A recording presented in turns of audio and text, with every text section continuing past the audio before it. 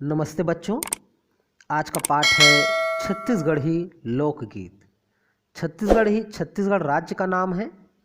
लोकगीत छत्तीसगढ़ में विभिन्न अवसरों पर, त्योहारों पर, मौसमों पर जो गीत गाए जाते हैं, प्रांत विशेष में गाए जाने वाले जो गीत है, जो कि वहाँ की संस्कृति, रीति रिवाज आदि के बारे में अपने संगीत गीत के माध्यम से प्रकट करते हैं, वह लोकगीत कहलाता है। इस पाठ के लेखक डॉक्टर जीवन यदु जी हैं।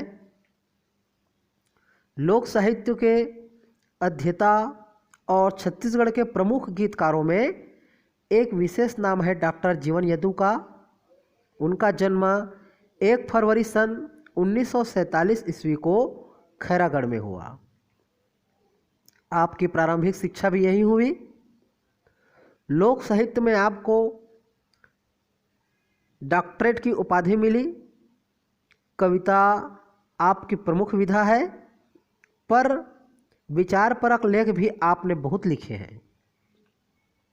झील की मुक्ति के लिए काव्य संग्रह अनकहा है जो तुम्हारा गीत संग्रह है। छत्तीसगढ़ी कविता संदर्भ एवं मूल्य आलोचना ऐसनेच रात पहाही। छत्तीसगढ़ी काव्य नाटिका तथा धान के कटोरा कविता संग्रह आपकी प्रमुख कृतियां हैं।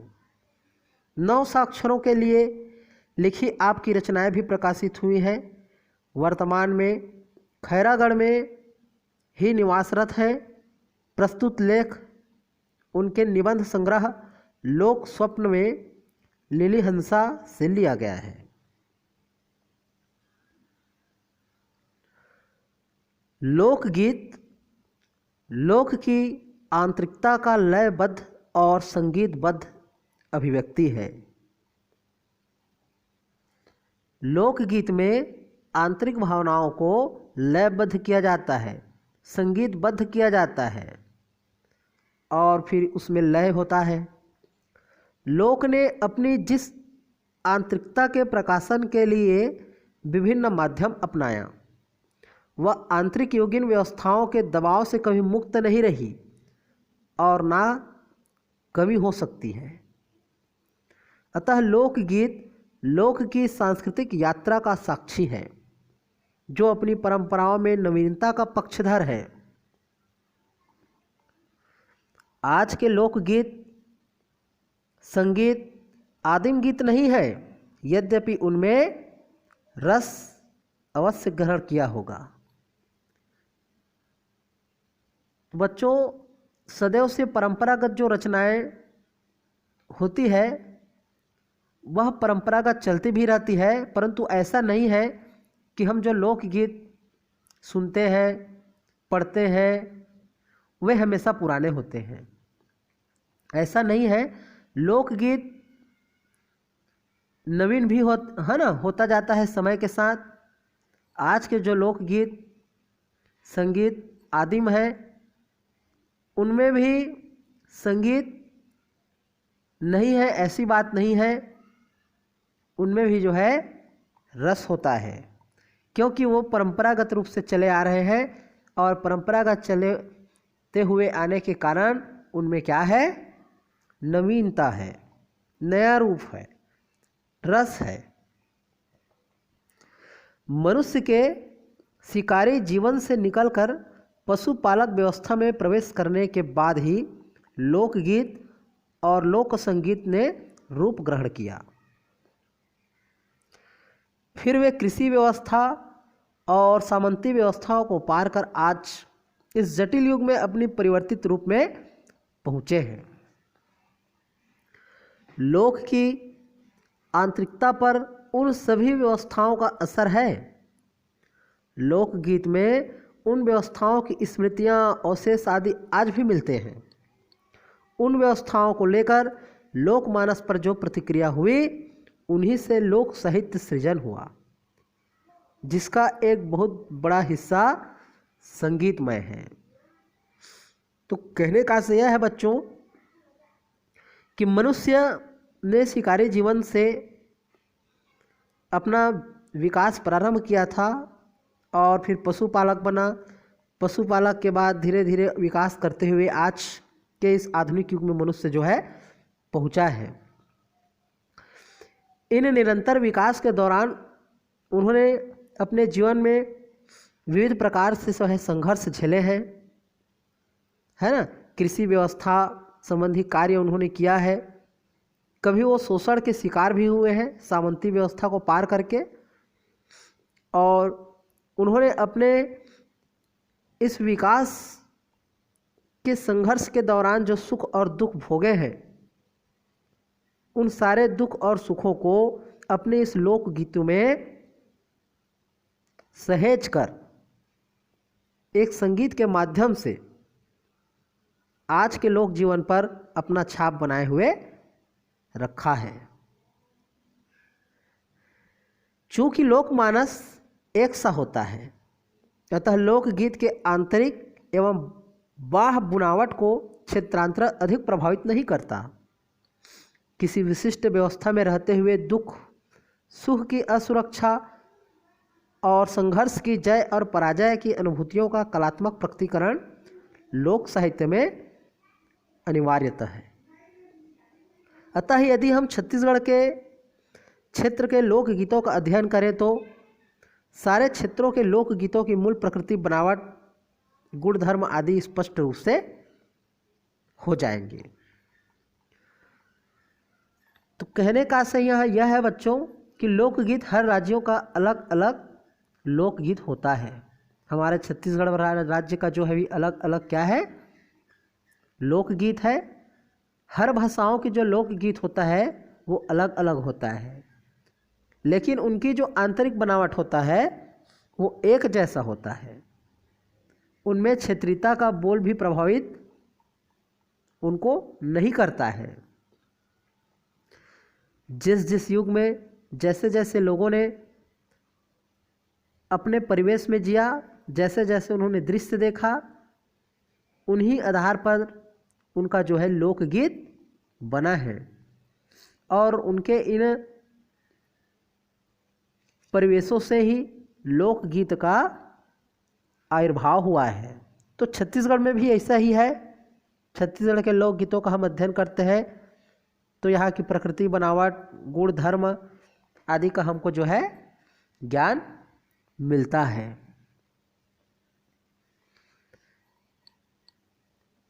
लोकगीत चूंकि सामाजिक व्यवस्थाओं और परंपराओं की देन है ना।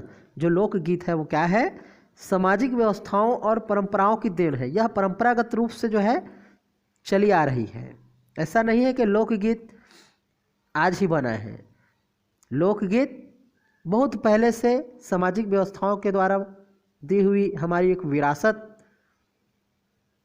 पूंजी है और यह परंपराओं से चली आ रही है। उनकी रचना किसी विशिष्ट व्यक्ति द्वारा ना होकर उन सामान्य व्यक्ति द्वारा होती है जिनका व्यक्तित्व समाज के व्यक्तित्व में से पूरे तरह से रूपांतरित और समाहित हुआ रहता है।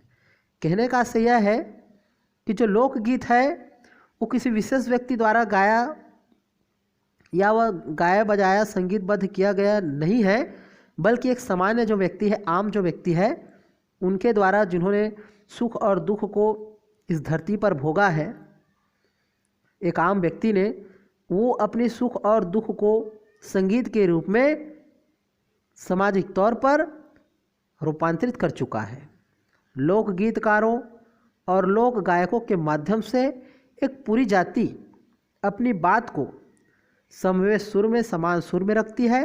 यही कारण है कि लोक गीत में व्यक्ति विशेष के बदले पूरी जाति का व्यक्तित्व परिलक्षित होता है। परिलक्षित माने दिखाई पड़ता है। लोकगीतों में ऐसे भी गीतों का मिलना संभव नहीं है तो मुश्किल जरूर है जो अकेले आदमी की पुकार या अरण्य रोदन बनकर लांछित हो। तो बच्चों, किसी देश की संस्कृति का अगर परिचय उस देश के लोक साहित्यों से ही प्राप्त होता है। लोक साहित्य समाज की आत्मा का उज्जवल प्रतिबिंब है। किसी देश की अगर जातीय, राष्ट्रीय, साहित्यिक, सामाजिक, ऐतिहासिक, धार्मिक, आर्थिक मापदंड को अगर मापना है तो वह क्या है? उस देश का लोक साहित्य है। डहर मरेंगे हलाए डेरी हाथ, अकेला झन रेंगबे बना ले संगी साथ। बाएं हाथ हिलाते हुए राह में अकेले मत चलो, किसी को अपना साथी बना लो। इस प्रकार के लोक विचारों को लेकर यह जो है हमारा लोक जीवन है वो चलता है कि हमें अकेले कहीं स्थान पर नहीं जाना चाहिए, है ना, हमें साथ में रहना चाहिए, हिल मिल कर रहना चाहिए। ऐसे जो सुंदर विचारों को संगीतबद्ध तरीके से लोक साहित्यों में सृजन किया जाता है। दीपावली के अवसरों पर छत्तीसगढ़ में सुआ गीत गाने की परंपरा है, क्योंकि लोक गीतों में ही क्या है? सुख और दुख दोनों का समाजीकरण होता है। अतः सुआ गीत नारी की पीड़ा और समूची नारी जाति की पीड़ा बन जाती है।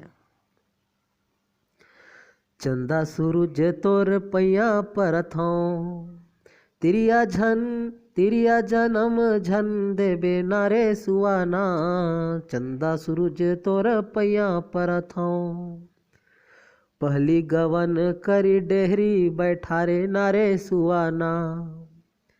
धनी छोड़ चले बनी झार।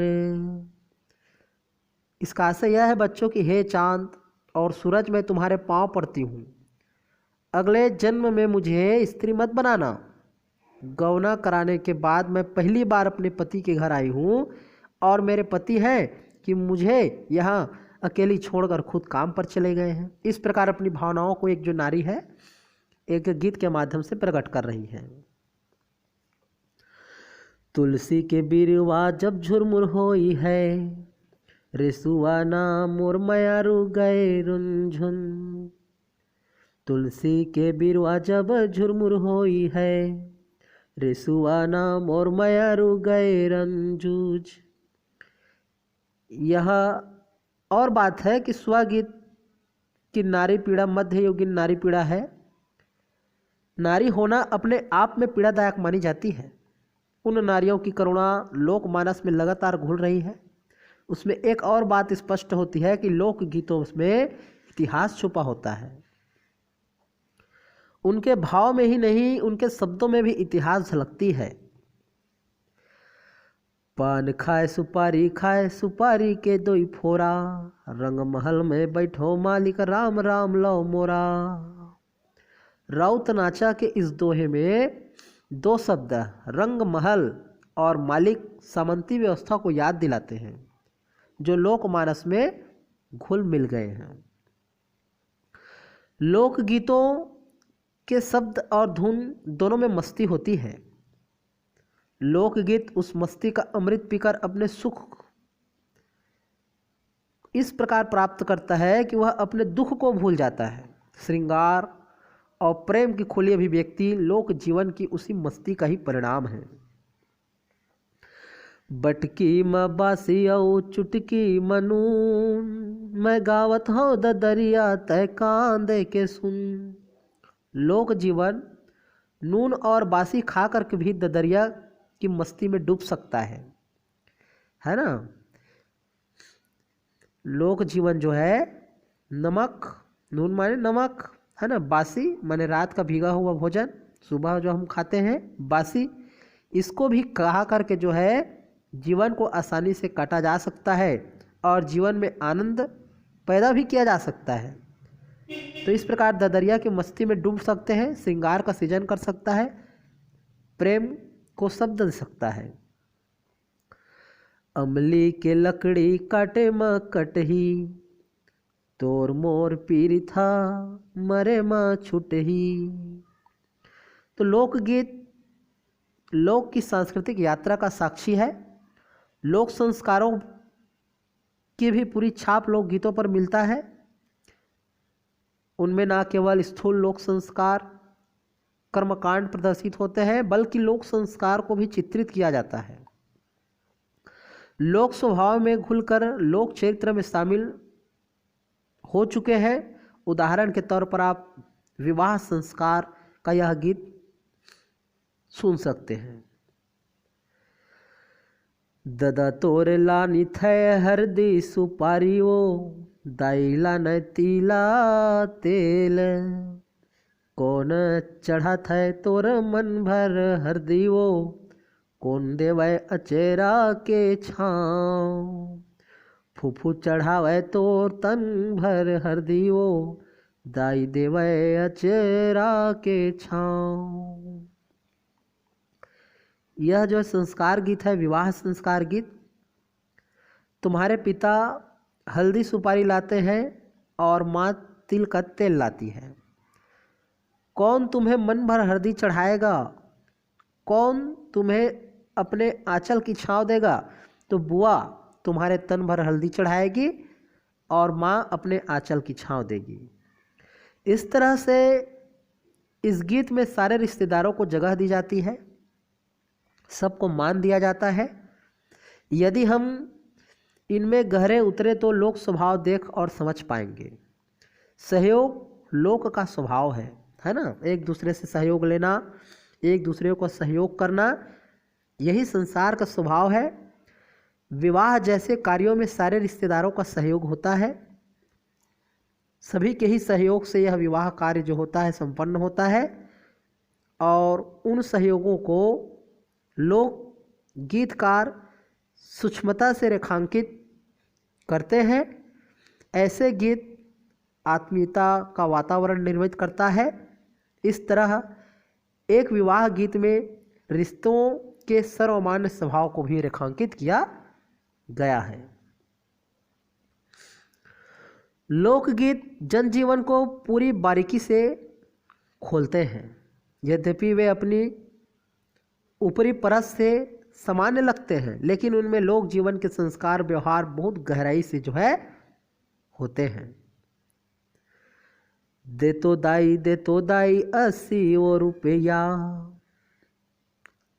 दे तो दाई 80 वो रुपया, सुंदरी लाला त्यों मैं बिहाय, तोर बर लानहु दाई रंधनी परोसनी, मोर बर घर के सिंगार। इसका भी भाव अर्थ यह है बच्चों कि नह डोरी गीत में नायक है ना, नायक माने जो हीरो है, वो अपनी माँ से कहता है कि माँ मुझे 80 रुपये दे दो, जिससे मैं सुंदरी को ब्याह कर, सुंदरी माने सुंदर कन्या को विवाह कर, आपके लिए रांधने परोसने वाली है ना, घर गृहिणी में आपकी सहयोग करने वाली, और अपने घर का श्रृंगार ला सकूं, है ना। इससे मेरे घर का भी श्रृंगार हो जाएगा, मेरे घर में स्त्री आ जाएगी तो घर घर जैसा लगेगा। इन 4 पंक्तियों में कई बातें स्पष्ट होती है। पहले यह तो है कि लोकगीत में विवाह ज़्यादा खर्चीला नहीं होता है, क्योंकि इसमें जो नायक है वो क्या कहता है, 80 रुपये में मैं सुंदरी नायिका से विवाह कर सकता हूँ। यह तब भी कल्पना हो सकती है जब लोक जीवन में 80 रुपये का कोई बड़ा अर्थ रहा होगा। दूसरी बात यह है कि उस विवाह से नायक अपने लिए सिर्फ पत्नी ही नहीं लाएगा, बल्कि अपनी माँ के लिए, उनकी गृहस्थी में सहयोग करने के लिए रांधने पसाने वाली है ना, घर के चूल्हे चौके में काम करने वाली एक स्त्री भी लेकर आएगा, जो उसकी माँ का है ना, उनकी हाथ बटाएगी। और उनकी पत्नी ही नहीं, वह स्त्री उस घर का श्रृंगार भी होगी, है ना, घर का मान होगा, घर की सुंदरता बढ़ेगी। तो इस तरह से लोक जीवन में एक नारी के प्रति सुंदर सकारात्मक सोच, आर्थिक स्थिति, लोक जीवन का स्वप्न, लोक जीवन की भीतरी आत्मीयता की दुनिया का स्पष्ट छाप मिलता है। लोकगीत सहज संप्रेष्य होते हैं। लोकगीत क्या होते हैं? सहज माने सरल, संप्रेष्य माने अपनी भावनाओं को दूसरों तक पहुंचाने में सबसे सफल होते हैं लोकगीत। इनके कुछ कारण हैं। पहला है, लोकगीत किसी एक व्यक्ति की अभिव्यक्ति नहीं है, है ना। लोकगीत जो है वो समाज का अभिव्यक्ति होता है। पूरे समाज के विचारों को प्रकट करता है। दूसरा है लोकगीत समूह की मानसिकताओं पर आधारित होते हैं, कोई एक व्यक्ति की मानसिकता पर नहीं बल्कि समूह पर आधारित होता है। तीसरा है लोकगीत विचारों के वाहक ही नहीं रंजन का भी है। लोकगीत में केवल विचार ही नहीं बताया जाता बल्कि मनोरंजन भी किया जाता। लोक जीवन की सहजता लोकगीतों को असहजता नहीं होने देती है। जैसे जवारा गीत की निम्नांकित पंक्तियों से हम स्पष्ट कर सकते हैं। माता फूल गजरा कुथा हो मालिन के देहरी हो फूल गजरा, काहेन फूल के गजरा काहेन फूल के हार, काहेन फूल के तोर माथ मटुकिया 16 हो सिंगार। माता फूल गजरा गुथा हो मालिन के देहरी फूल गजरा, चंपा फूल के गजरा चमेली फूल के हार, चमेली फूल के माथ मटुकिया 16 हो सिंगार। मैया फूल गजरा। ऐसे लोकगीतों में आध्यात्मिक भक्ति का स्थान, माता देवी की कल्पना को बहुत ही सादगी सरल तरीके से अपने स्वयं की माँ की तरह सोने चांदी की गहनों के स्थान पर फूल के गहनों से लोक को सुलभ और लोक का सत्य प्रकट होता है। लोक की सादगी सहज सरल यह जो है ऐश्वर्य संपन्नता का सूचक है। एक व्यक्ति की अभिव्यक्ति में ऐश्वर्य का रूप अलग ही होता है। वह अपनी अभिव्यक्ति सहज संप्रेष्य नहीं होती है। समूह की मानसिकताओं पर आधारित होने के कारण लोकगीत में जीवन के व्यवहारों का सामान्यीकरण हो जाता है। अतः हर आदमी के हृदय में गीत के लय और जो इसके शब्द हैं वो छू जाते हैं। क्योंकि लोकगीतों में क्या होता है, जो उनकी भाषा होती है वो मधुर होती है, भावात्मक होती है, उनमें सरलता होता है, मौलिकता होता है।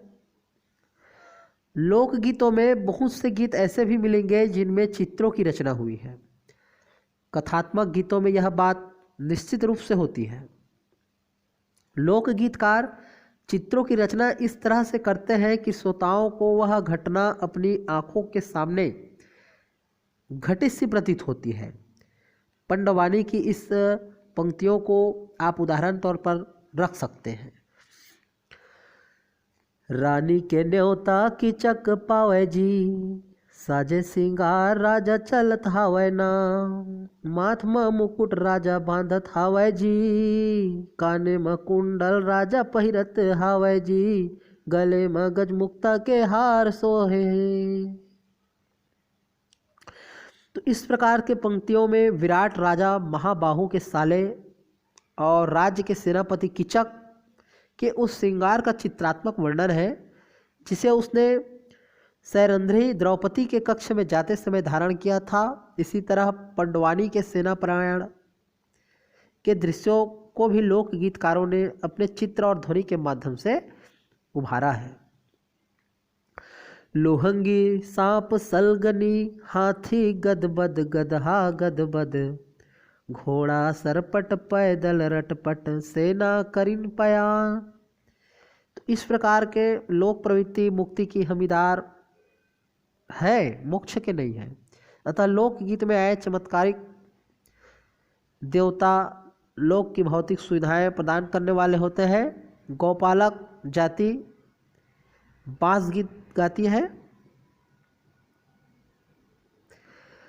पहली धरती औ पृथ्वी दूसर बंदौ अहिरान, तीसर बंदौ गाय भैंसला काटे चोला के अपराध, चौथे बंदौ नोई कसैली राउत के करे प्रतिपाल, पंचह बंदौ अहिर पिलौना उनमें है गोपी गोवाल। पहले मैं धरती को प्रणाम करता हूँ, दूसरा प्रणाम मैं सभी अहिरों को तीसरा प्रणाम गाय भैंसों को, और क्योंकि गाय भैंसों को इसलिए प्रणाम करता हूँ क्योंकि इनकी सेवा से सारे पाप कट जाते हैं। चौथा प्रणाम मैं नोई और कसैली को, जिनसे मेरी आजीविकाएं चलती है। और पांचवें यादव कुल को प्रणाम करता हूँ, जिसमें श्री कृष्ण और गोपी ग्वालों का जन्म हुआ है। मतराही जाने से पहले राउत अपने घर का भार अपने गृह देवता पर इस तरह से डालता है जैसे उसके घर के कोई बुजुर्ग हो, है ना। मतराही जाने से पहले राउत अपने घर का भार अपने गृह देवता पर इस तरह से डालता है जैसे उसके घर के कोई बुजुर्ग हो। तो मतराही क्या है बच्चों? मतराही यादव जाति के द्वारा भाई दूज के दिन मनाया जाने वाला पर्व है।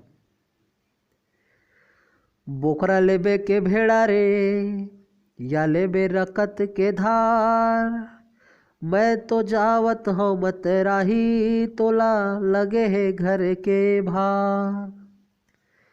हे गृह देवता, तुम चढ़ावे के रूप में चाहे तो बकरा ले लो, या चाहे तो भेड़ ले लो, या फिर मेरे रक्त की धार ही ले लो।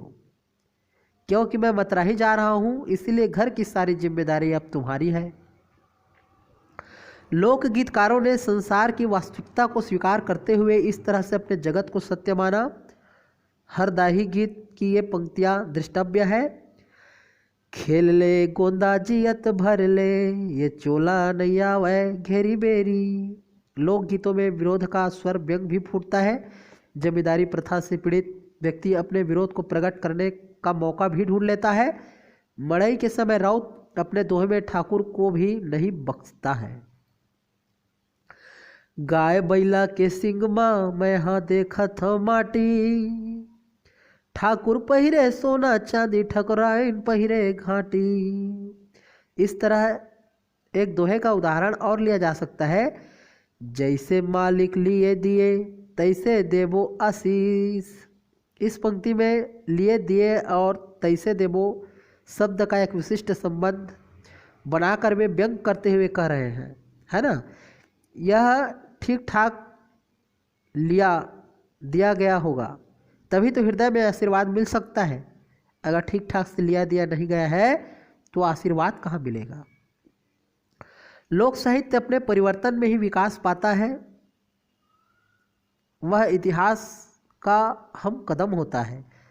लोक गीतकार जब अपने युग बोध को स्वर देता है तब पीपर के पाना हलर हैया, अंग्रेजवा के राज कलर कैया, नरवा के तीर ह दिखत है हरियर, टोपी वाला नहीं दिखत है बंदे हो नरियर। नदी के किनारे हरे भरे हो गए हैं, मुझे टोपी वाला नहीं दिख रहा है, इसके लिए मैंने नारियल के मन्नत भी मांगी है। इस प्रकार से जो रचनाएं हैं लोकगीत को आंदोलित करने वाली होती है। नाचक गम्मतों में लोक गायक ज्वलंत समस्याओं को लेकर जीवंत अभिव्यक्ति प्रदान करते हैं। इस तरह से छत्तीसगढ़ी लोकगीतों के माध्यम से हम वहाँ के समग्र लोकगीत और लोक संस्कृति को समझ सकते हैं। तो इस प्रकार से बच्चों जो हमारे छत्तीसगढ़ के सुआ गीत है ना, धनतेरस, चौदस, दीपावली, भाई दूज है, तो अलग अलग सुआ गीत गाने की अनोखी परंपरा है। पूरे ठाट बाट के साथ सुआ गीत गाया जाता है। पंथी गीत है, कर्मा गीत है, राउत नाचा है ना। सिर पर पगड़ी पहनकर, धोती कुर्ता पहनकर, गले में मोतियों की माला, आभूषण, सिंगी आदि का प्रयोग करके एक विशेष श्रृंगार किया जाता है। और इस प्रकार से छत्तीसगढ़ के त्योहारों में लोकगीतों का महत्व होता है।